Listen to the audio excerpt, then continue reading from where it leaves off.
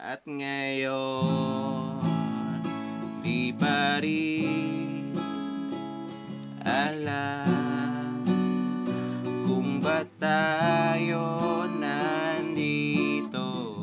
Hello guys! Welcome sa ating bagong video tutorial. At tututunan natin sa inyo ngayon ay yung pinakamadaling chords ng kantang Spolarium ng Eraserheads. Okay?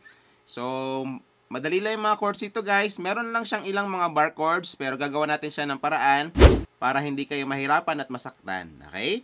So, yan. So, paparinig muna natin sa inyo guys yung kanyang mga verse para ma-idea kayo kung natuturo natin ha. So, doon yung mada sa may dumilim ang paligid. Okay? So, doon yung mada, no? So, paano yon? So, yung mga chords natin guys, para sa mga verse ay A minor. Yan, A minor. So, second string ito, third string ito, fourth string naman ito. Yan. Tapos, pupunta tayong D minor.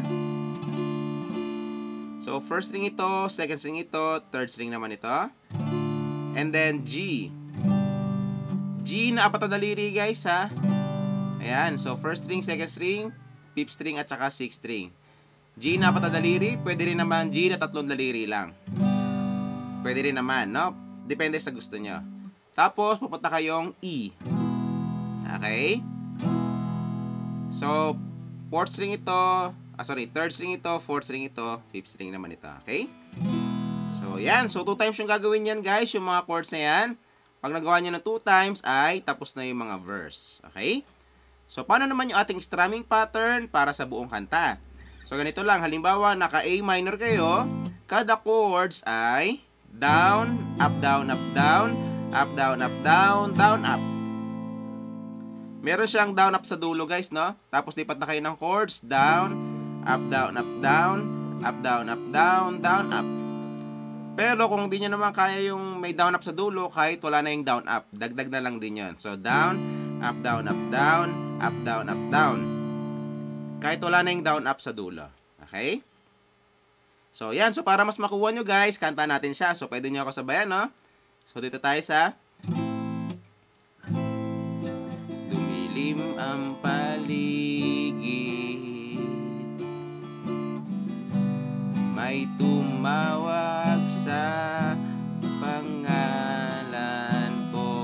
Tapos, ulit-ulit yun. Palapad, tinanong ko, okay lang. Okay?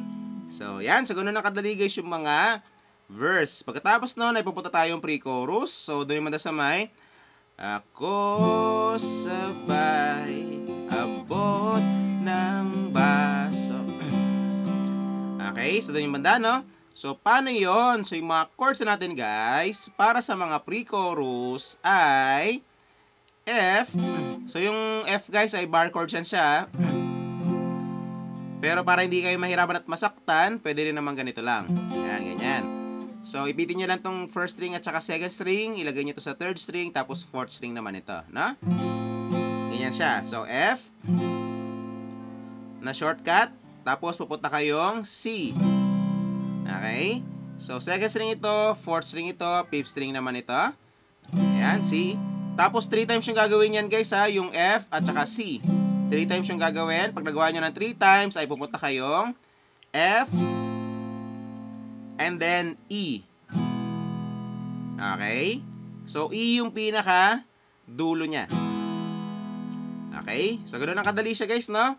So, same pa rin yung kanyang strumming pattern. Wala na tayong problema doon. Kanta na natin siya para mas makuha nyo, no? So, pwede nyo ako sabayan. So, dito tayo sa ako sabay abot ng baso, may naghihintay. Tapos ulit-ulit yun.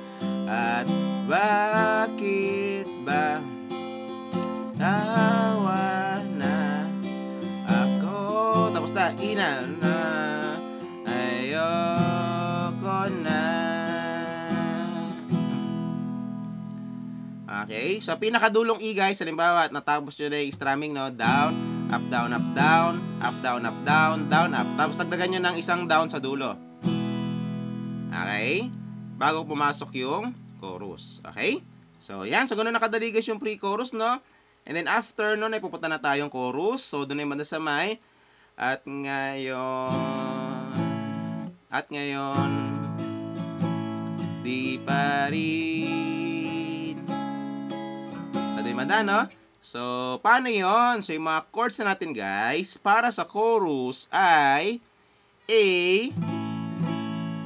Ayan, so second string, third string ito, fourth string naman ito. Ayan, so pagkatapos yan, guys, ay pupunta tayong C sharp. Opo. Ayan. Umiiyak yung pusa, no? So, C sharp minor. Ito na, guys, bar chords yan sa, guys, no? Ayan, C sharp minor, so pang-apat na fret. Para siyang B minor, pero pang-apat na fret. Ito. Ayan, ganyan siya, no? Pero kung nahirapan kayo, guys, sa mga bar chords, pwede namang shortcut na lang. Yung shortcut niyan, guys, ay pwedeng ganito, naka-open. Yan, naka-open. Iangat. Ito lang yung nakaipit na to. Tapos yung first string at saka second string, walang ipit, nakaangat. Tapos yung B minor, ganyan din. Ganyan, urong lang ganyan. Ganyan siya, no? So, ulitin natin yung shortcut ng C sharp minor para hindi kayo mahirapan. Pwede rin namang, di ba, naka-bar chord siya, nakaipit. Pwede rin namang nakaangat lang. Ito lang yung ipitin nyo, ito, tapos ito. Yan. Pero yung first string at saka second string, hindi siya nakaipit, na? Tapos B minor, ganun din, iurong nyo lang. Tapos D minor. Okay? So, 2 times siyang gagawin, guys. Pag nagawa nyo ng 2 times, ay tapos na yung mga chorus. Okay? So, same pa rin yung kanya strumming pattern. Kanta na natin siya para mas makuha nyo. So, at ngayon... Di pa rin alam kung ba't tayo nandito. Ulit-ulit yun. Pwede bang tigil mo na ang pag-ikot ng mundo. Okay?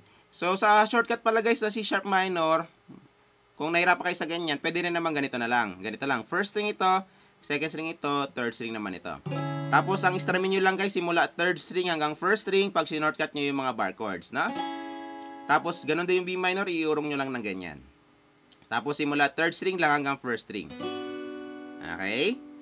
So, yan. So, pagsama-samahan nyo lang, guys, yung lahat ng tinuro natin at matutugtog nyo na yung buong kanta. Okay? So, yung sa bago nyo matutugtog, guys, kita tayo sa next video natin. Bye!